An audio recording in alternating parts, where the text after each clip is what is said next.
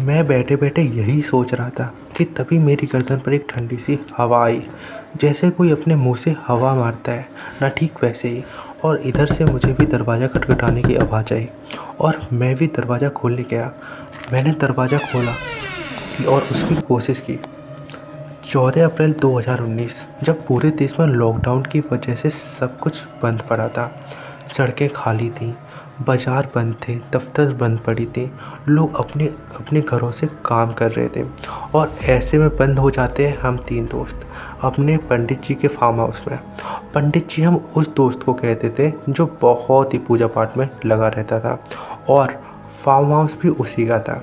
हम तीन दोस्त राइटिंग किया करते थे और उन दिनों काफ़ी टाइम भी था लिखने के लिए, नए नए टॉपिक भी मिलते रहते थे। और इसी बीच आया हमारे हाथ में एक प्रोजेक्ट जो कि हमें अगले 10 दिनों में कंप्लीट करके देना था। टॉपिक था super natural power and paranormal activity. कुछ ऐसा लिखना था जिससे सुन के सामने वाला डर जाए। वैसे मुझे स्टार्ट से ही हॉरर कंटेंट लिखना बहुत पसंद था। वैसे हॉरर कंटेंट लिखने के लिए और उस टाइम पर मैं बाहर नहीं आ जा सकता था।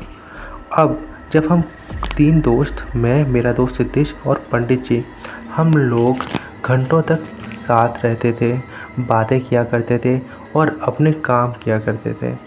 और कई बार बातें करते करते इतनी लंबी चली जाती थी कि दिन का पता ही नहीं चलता था। 14 अप्रैल 2019 को जब हम अपने प्रोजेक्ट के बीच में वाले प्लॉट में कहीं फंसे पड़े थे, तो बीच रात को क्षितिज को कुछ सूझा कि एक हॉरर गेम खेलते हैं। मैंने कहा, भाई टाइम देख, 3:30 बज रहे हैं। तो क्षितिज ने कहा, भाई कौन सा कहीं जाना है सुबह, बताओ खेलोगे? पंडित जी ने कहा, देखो यहाँ कोई हॉरर गेम या चैलेंज नहीं लेगा, मैं पहले ही बता रहा हूँ। मैंने कहा, पंडित पहले सुन तो ले। तो कहता है, नहीं यार, कुछ नहीं खेलना। देखो लिखने तक तो ठीक है, लेकिन इन सब के गेम या चैलेंज नहीं करने चाहिए, मैं पहले ही बता रहा हूँ। क्षितिज ने कहा, रुक तो यार, देख इस फार्म हाउस में अभी 3 कमरे खुले हैं, बाकी सारे बंद। तो हम तेरे स्टोर रूम का दरवाज़ा खोलेंगे और हम में से कोई भी वहाँ जाके 10 मिनट के लिए रुकेगा, लाइट बंद बंद करके।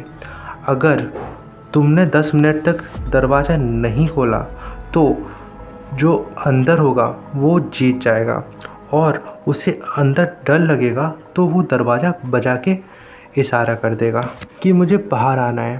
क्षितिज की बात सुन के पंडित बोल पड़ा, भाई देखो मैं इस खेल से दूर हूँ, मैं तो नहीं जाने वाला। तब क्षितिज ने मेरी तरफ इशारा करते हुए कहा, बोल करेगा चैलेंज? मैंने कहा, अगर मैं रुक गया तो? क्षितिज ने कहा, भाई अगर तू रुक गया तो 10,000 मेरी तरफ से, और नहीं रुक पाया तो? मैंने कहा, 10,000 मेरी तरफ से। पंडित जी से स्टोर रूम की चाबी ली और उसे खोल के देखा, लाइट जलाई। पंडित जी ने बोला, अभी भी सोच लो तुम लोग, तुम ठीक नहीं कर रहे हो, रात के इस वक्त ये सब करना ठीक नहीं है। क्षितिज ने मुझे कहा, तू तैयार है? मैंने कहा, बिल्कुल तैयार हूँ। क्षितिज ने कहा, अपना मोबाइल दे। मैंने उसे अपना मोबाइल दे दिया और ये बात सुन के मुझे भी थोड़ा अजीब लगा। उसने ये बात मुझे पहले नहीं बताई थी और उसने मोबाइल लिया, टाइम दिखाया और बाहर से दरवाज़ा बंद कर दिया और उस कमरे की लाइट में बाहर से बंद कर दी। क्षितिज और पंडित जी कमरे के दूसरी तरफ थे और मैं इस तरफ था और उनकी नज़र कमरे की तरफ थी, क्योंकि मुझे अगर डर लगे और मैं दरवाज़ा खटखटाऊँ तो वो जल्दी से आके दरवाज़ा खोल सकें। मुझे वहाँ अंदर 2-3 मिनट तक कुछ दिखाई नहीं दे रहा था, मुझे अपने हाथ तक नज़र नहीं आ रहे थे और इतना अंधेरा था वहाँ पर। थोड़े टाइम चुप रहने के बाद मेरी आंखों ने अंधेरे में हल्का हल्का देखना शुरू किया। बाहर से इस कमरे की खिड़की में थोड़ी थोड़ी रोशनी आ रही थी। मैंने वहाँ के माहौल में ढलना थोड़ा थोड़ा शुरू कर दिया था और अंधेरे में कुछ कुछ दिखाई दे रहा था। एकदम सन्नाटा पसरा पड़ा था, क्योंकि गाड़ियों का कोई शोर नहीं था। किसी तरह की कोई आवाज़ नहीं आ रही थी। मैंने वहाँ 2-4 ईंट रखी देखी और उन पर जाके बैठ गया। मेरे पास ना तो घड़ी थी ना मोबाइल। सोच रहा था कि कब 10 मिनट होंगे और एक एक मिनट बहुत भारी लग रहा था। सोच रहा था कि 10,000 के चक्कर में आखिर मैंने गलती तो नहीं कर दी। मुझे ही हीरो बनना था। मैं बैठे बैठे यही सोच रहा था, तभी मेरी गर्दन पर एक ठंडी सी हवा आई। जैसे कोई अपने मुंह से हवा मारता है ना, ठीक वैसे ही। मैंने अपनी गर्दन पर हाथ लगाया तो कुछ धूल सी चिपकी पड़ी थी। शायद स्टोर रूम की दीवार से झड़कर कुछ धूल मिट्टी गिर गई होगी, मुझे लगा। और 10 मिनट तो हो गए हैं, पर पता नहीं क्या उन्होंने दरवाज़ा नहीं खोला है और कोई ना दरवाजे से आवाज़ आ रही है। मैं बस बैठा रहा कि सर्द हार ना जाऊं, तो उन लोगों की भी बाहर से आवाज़ नहीं आ रही थी। तभी दरवाज़ा खटखटाने की आवाज़ आई। बाहर क्षितिज और पंडित ने वो आवाज़ सुनी और दरवाज़ा खोलने के लिए आने लगे। और इधर से मुझे भी दरवाज़ा खटखटाने की आवाज़ आई और मैं भी दरवाज़ा खोलने गया। तो मैंने दरवाज़ा खोलने की कोशिश की तो बाहर से बंद था। क्षितिज और पंडित ने दरवाज़ा खोलने की कोशिश की तो वो अंदर से बंद था। दरवाजे के इस पार मैं था और दरवाजे के उस पार वो दोनों थे और मैं इस पार अकेला था। मैं चिल्ला रहा था, क्या कर रहे हो तुम लोग? वो दोनों वहाँ से चिल्ला रहे थे, दरवाज़ा खोलता क्यों नहीं है तू? पर हम दोनों की आवाज़ भी एक दूसरे तक नहीं जा रही थी और वहीं की वहीं गूंज रही थी।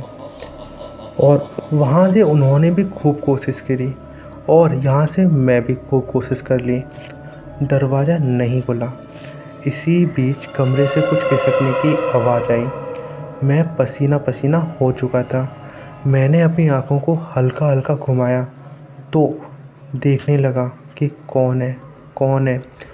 मेरा गला सूख चुका था। मैं पीछे पलट कर देखा तो वो आवाज़ बंद हो चुकी थी और तभी दरवाजे की खुलने की आवाज़ आई। दरवाज़ा खुद खुला। देखा तो बाहर दोस्त खड़े थे मेरे और मेरी हालत देखकर पंडित और क्षितिज ने कहा, तू ठीक है ना? और थोड़ी देर में कॉरिडोर की लाइट झिलमिलाने लगी। बंद चालू बंद चालू बंद चालू होने लगी और चाँद की रोशनी से काफ़ी कुछ नज़र आ रहा था।